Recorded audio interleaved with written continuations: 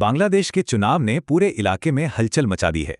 चलिए देखते हैं भारत के लिए इसके क्या मायने हैं। 12 फरवरी के नतीजों ने पड़ोसी देश में एक बड़ा सियासी भूचाल ला दिया है। बांग्लादेश नेशनलिस्ट पार्टी यानी बीएनपी ने 2/3 बहुमत से जबरदस्त जीत हासिल की है। पूरे 20 साल बाद, जी हां, 20 साल बाद बीएनपी सत्ता में लौट रही है। लेकिन सवाल यह है कि इस जीत से भारत की चिंताएं क्यों बढ़ गई हैं? इस जीत को समझने के लिए पहले बांग्लादेश की संसद, जातीय संसद को जानना जरूरी है।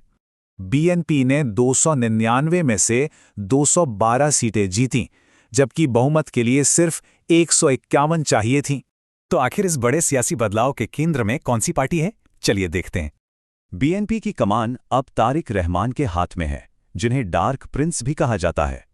गिरफ्तारी, फिर 17 साल का लंबा निर्वासन और अब सत्ता में वापसी, सफर काफी लंबा रहा है। तो अब सवाल उठता है कि इसका भारत के साथ कूटनीतिक रिश्तों पर क्या असर पड़ेगा। देखिए, शेख हसीना के दौर में भारत के साथ रिश्ते काफी अच्छे थे। अब हालात बदल सकते हैं। वैसे पुरानी बातों को दरकिनार करते हुए भारतीय प्रधानमंत्री ने नए नेतृत्व को सबसे पहले बधाई दी।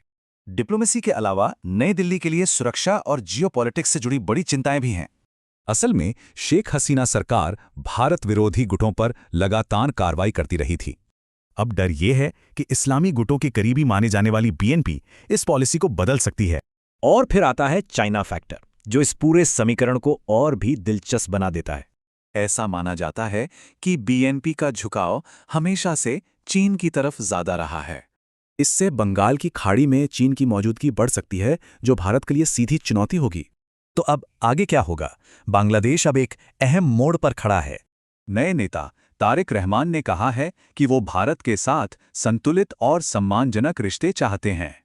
कई लोग इस चुनाव को बांग्लादेश के लोकतंत्र और अर्थव्यवस्था के लिए एक रीसेट मोमेंट मान रहे हैं।